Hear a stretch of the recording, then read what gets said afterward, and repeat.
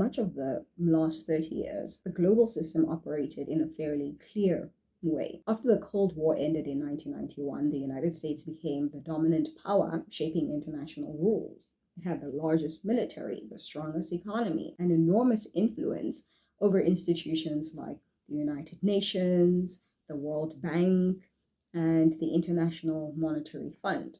Many global trade systems, financial regulations, and security alliances were designed during this period with strong American leadership. But global governance systems do not stay fixed forever. Over time, economic patterns change, new technologies spread, and different regions grow stronger. Today, the global order is slowly shifting away from that single center of power. Instead of one dominant actor guiding the system, influence is now spreading across several regions. China has built enormous economic networks through infrastructure projects and trade partnerships. The European Union continues to operate as a major regulatory and economic bloc. Meanwhile, regional organizations in Africa, Asia, and the Middle East are increasingly shaping their own policies on trade, security, and technology. And this doesn't mean that the United States has completely disappeared from global leadership. It still remains one of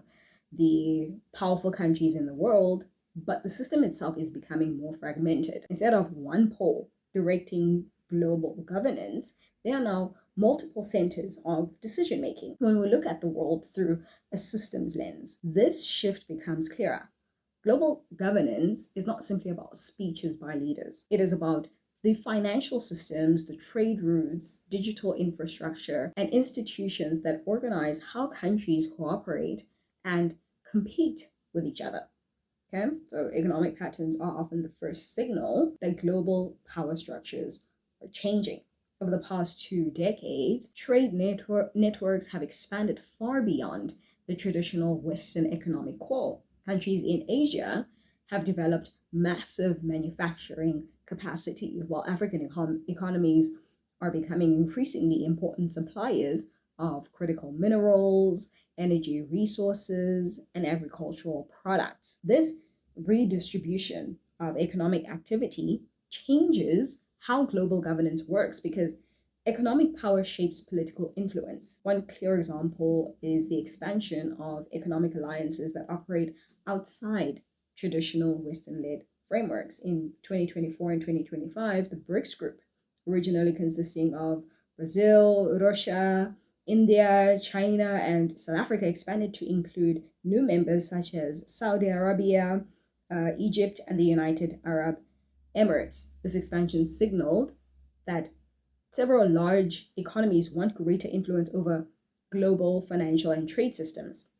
Many of those countries are discussing alternative payment networks, new development banks, and ways to reduce reliance on traditional finance systems dominated by Western institutions. These developments do not instantly replace the existing global order, but they do create parallel systems that gradually shift influence. When new financial channels and trade partnerships emerge, countries gain more options. They are no longer dependent on a single center of economic authority. So from a governance perspective, this creates a more complex system where multiple economic hubs negotiate rules that compete for influence and sometimes cooperate when their interests align. Security arrangements are also evolving as economic power becomes more distributed. During the unipolar period, many countries relied heavily on American security guarantees or defense partnerships. NATO in Europe is one of the most well-known examples of a security structure built around US leadership. But today, regional security cooperation is expanding in other parts of the world. Asian countries are strengthening their own defense partnerships as tensions rise in areas such as the South China Sea. In Africa, regional security organizations are increasingly taking responsibility for stabilizing conflicts and coordinating responses to terrorism and piracy. This shift reflects a broader reality. When economic power spreads across multiple regions, security responsibilities often spread as well.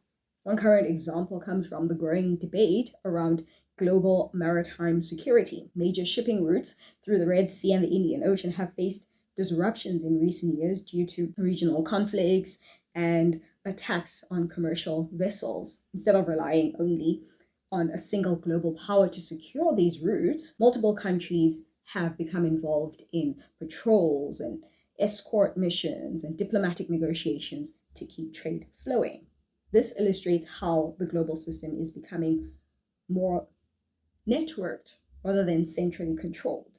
So different powers contribute to stability in different regions, creating a patchwork of security arrangements that support the functioning of global trade and cooperation. When we look deeper into how global governance systems function, it becomes clear that institutions are only a layer of the structure.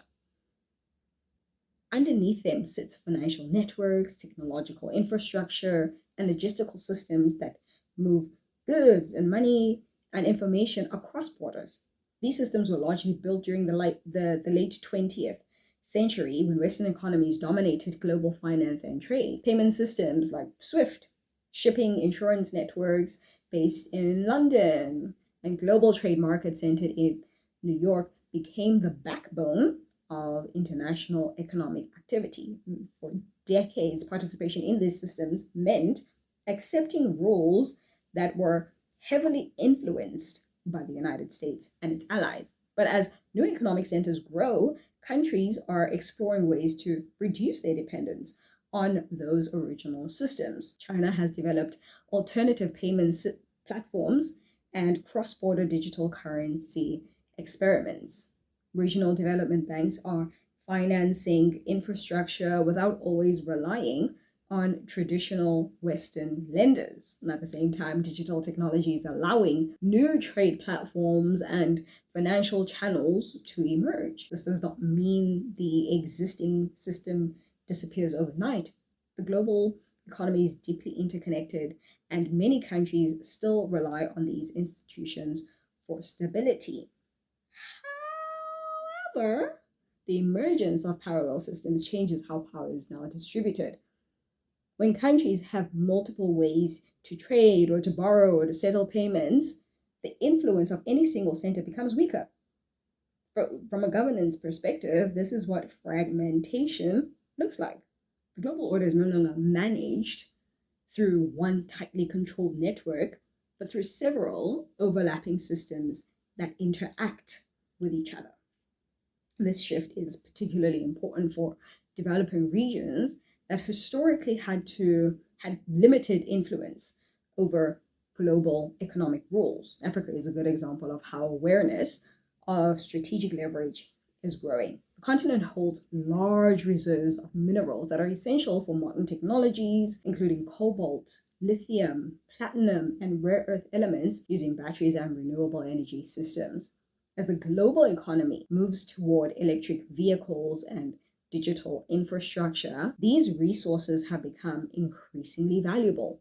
African governments are beginning to recognize that this gives them negotiating power within global supply chains. And at the same time, regional initiatives such as the African Continental Free Trade Area are trying to strengthen the economic cooperation within the continent itself. The goal is not only to export raw materials, but also to build more regional manufacturing and trade capacity here in Africa. This reflects a broader shift in how countries view global integration. So many years, participation in the global economy often meant accepting the rules designed elsewhere.